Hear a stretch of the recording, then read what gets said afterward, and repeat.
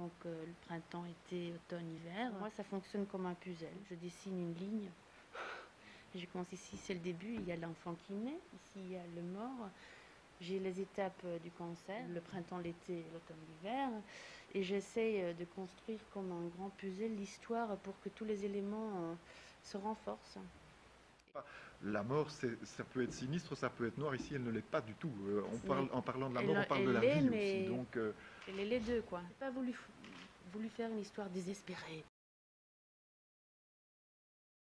on Pour moi, pleure c'est pas pas normalement difficile. quand on lit une bande dessinée. Ouais. C'est rarissime. C'est Pour Jean moi, Van c'est Damme qui me disait d'ailleurs, contrairement au cinéma, quand on lit une aventure de bande dessinée, on pleure jamais. Eh bien ici, on peut pleurer. dessiner un visage avec des émotions. Pour moi, c'est dans ma tête, je me mets dans le personnage et j'essaye de dessiner comment il se sent. Et ça sort. Je suis pas du tout douée pour faire des scènes d'action, par exemple. Des voitures, dessiner des voitures,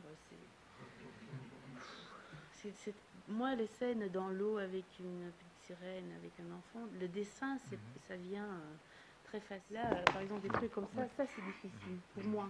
Parce qu'il y a des perspectives qui doivent être correctes ou qui doivent convaincre. Ça me coûte. Par contre, d'ailleurs, vous voyez que les bagnoles, c'est presque de l'art abstrait. Hein.